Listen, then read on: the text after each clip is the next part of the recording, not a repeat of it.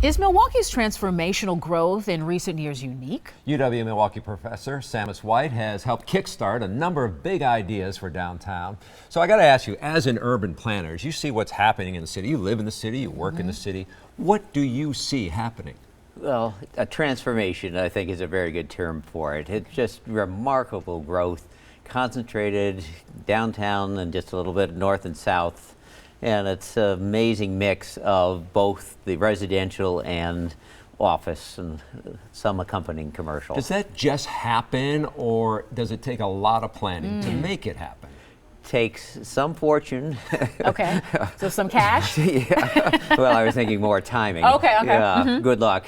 But also, a number of things have been put in place, and as Beth alluded to, things like the River Walk. Sure.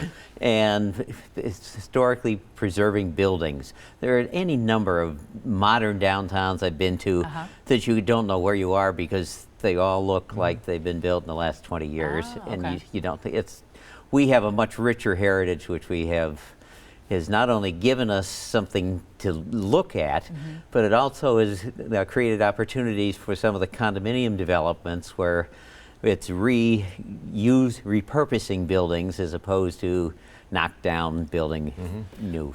But what is the driving force? If you said it was about fortune, you mentioned, timing is everything. Well, prior to the Bucks coming in and saying we're going to put this new stadium in downtown, there was still kind of this energy around downtown. So there was. Well, we've had some larger pictures that have helped us. One is demographics, and again referred to earlier. We have had millennials. It's a growing portion of the population, be larger than boomers.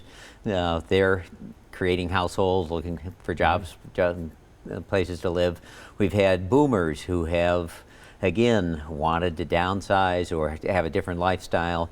And we've had the downtown, we've had growth of arts and culture, entertainment, which makes more reasons to be down there. And that's all come along. At the same time, we've had inexpensive money.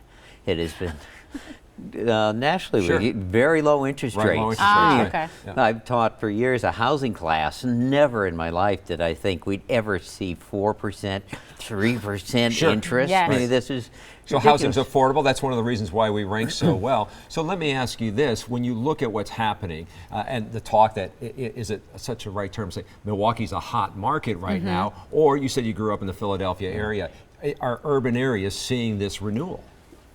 I would say many are, just because of the demographics and the finance. But there are different paces. Sure. And I think our pace is faster. Yes. And in part for, again, the timing. We just have had a number of factors come together. And then we've had some of these projects, Northwestern Mutual, saying we're going to, we built 15 years ago, we went suburban. And we decided, no, we're going to concentrate downtown. And that's a very strong statement.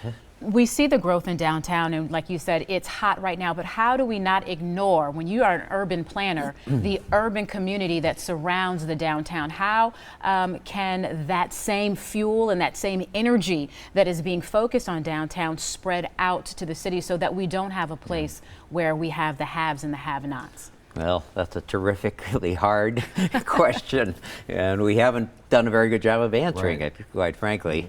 We're thinking that if you can create a larger tax base, you'll have more resources to help other parts of the city develop and be served better than they are today, and that should happen, but the scale of need is huge, and despite the growth we have had, it's not sufficient to carry that at this point. So we got to keep working on that and focus at individual levels, neighborhood levels. That's really where action occurs. So going backwards 10 years, 5 years, would you have predicted that millennials, younger folks, would have been the one driving city growth? No, I should have. Right. You would invest it more.